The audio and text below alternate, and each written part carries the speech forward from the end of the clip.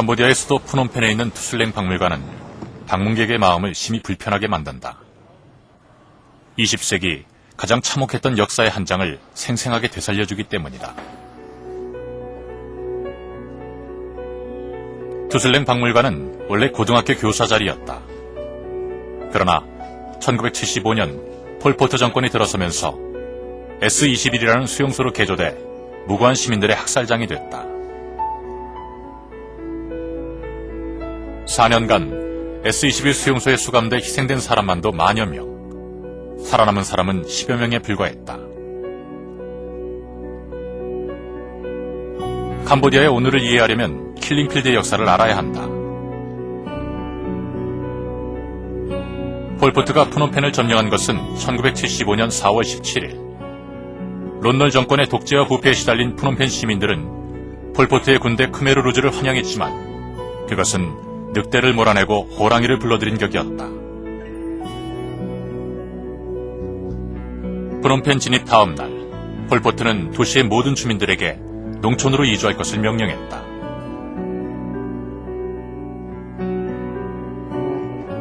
가족들은 뿔뿔이 흩어져 강제노동에 시달려야 했다. 완전한 공산주의의 실현이 폴포트의 명분이었다. 푸놈펜은 텅 빈 유령의 도시로 변했다.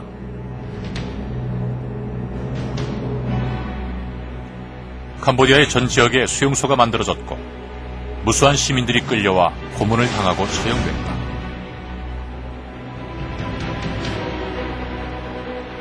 죄라면 가진 것이 죄였을 것이다. 지식이든 기술이든 재산이든 가진 자는 그 가족까지 끌려와 처형당했다. 노인도 여성도 어린아이도 예외가 없었다.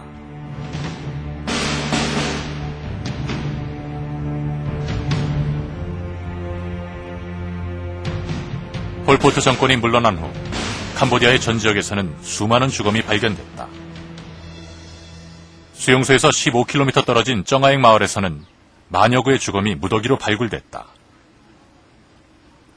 1975년 4월부터 1979년 1월까지 폴포트 정권이 지배한 4년간 캄보디아에서는 100만 명 이상이 처형됐고 100만 명 이상이 기아와 질병으로 죽어갔다.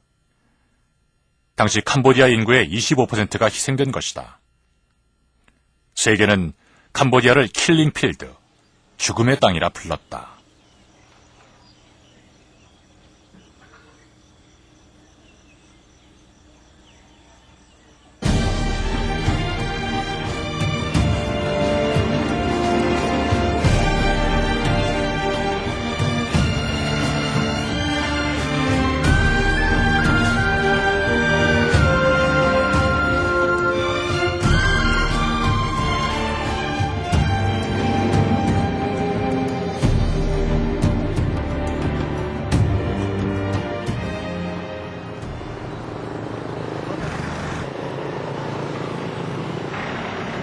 캄보디아 왕국이 평화를 찾았다.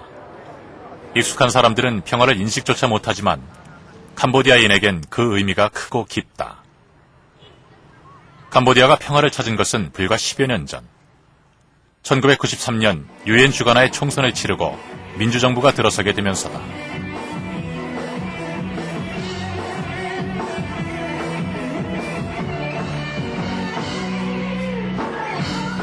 그 후 캄보디아는 자본주의 경제체제를 도입하고 개방정책을 추진하며 역동적인 변화를 만들어가고 있다. 캄보디아는 20대까지의 연령층이 전체 인구의 70%를 차지하는 독특한 형태를 띠고 있다. 1979년 폴포트 정권이 물러나고 그 이듬해인 1980년부터 신생아 출산이 급격히 늘었기 때문이다. 지금의 20대는 폴포트 정권의 탄압에서 벗어난 해방둥이요 희망의 세대다.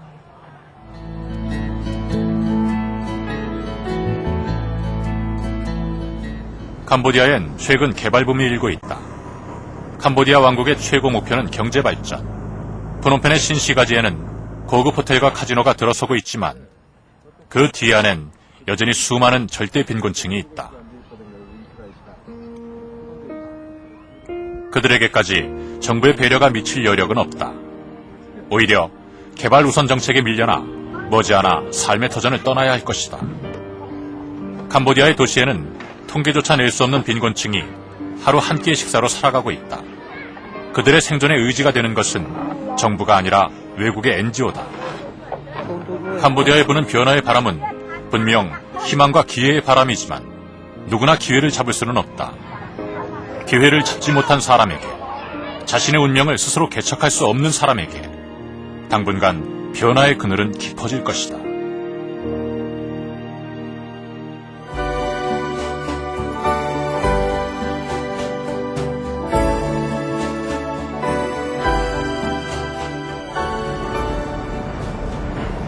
농촌으로 가는 길. 농촌 사람들은 일자리를 찾아 도시로 들어간다. 대도시 주변 농촌 마을에선 지금 도시로의 인구 유입이 빠르게 진행되고 있다.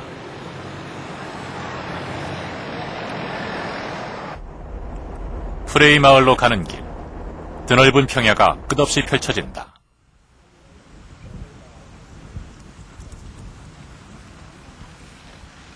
타케오주의 프레이 마을은 프놈펜에서 자동차로 2시간 거리.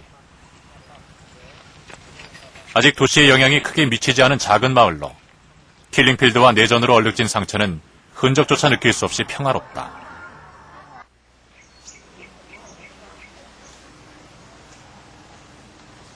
농촌 마을의 가장 낯익은 풍경은 야자수와 소, 어린이, 그리고 배구다. 캄보디아가 평화를 찾은 지 10여 년. 그러나 온전한 평화를 이루기 위해서는 더 가야 할 길이 남아있다.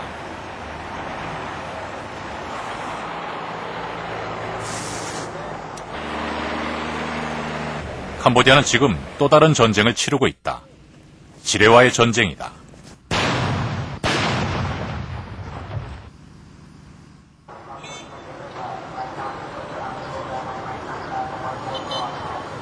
캄보디아 서북부에 위치한 바탐방. 프놈펜에 이어 두 번째로 큰 대도시지만 그 외곽지대엔 수많은 위험이 도사리고 있다. 캄보디아는 세계적으로 가장 지뢰가 많이 매설된 국가다. 바탐방 시내에서 외곽으로 나가는 길은 대부분 도로 상황이 열악하다. 지뢰 제거는 2명이 한 조가돼 교대로 작업한다. 극도의 집중력을 필요로 하기에 30분 단위로 교대하며 휴식을 취한다.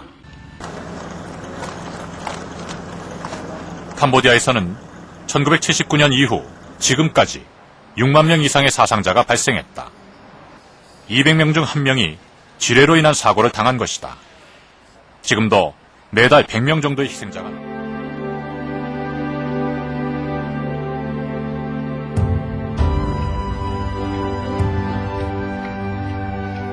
앙코르와트의 나라 캄보디아. 캄보디아인은 찬란했던 앙코르 왕국에 대한 자부심을 잊지 않는다.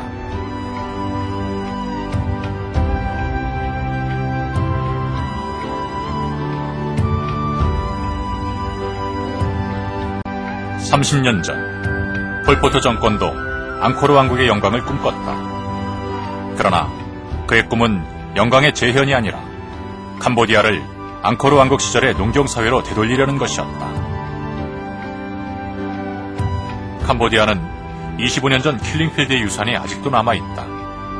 캄보디아는 여전히 아시아의 최빈국으로 인구의 절반이 하루 1달러로 힘겹게 살아가고 있지만 그들의 마음까지 누추하지는 않다. 프놈펜의 빈민촌, 거주민의 70%가 문맹이고 아이들은 학교 대신 국어를 나가는 곳. 이곳에서 배움의 소리가 울리기 시작했다.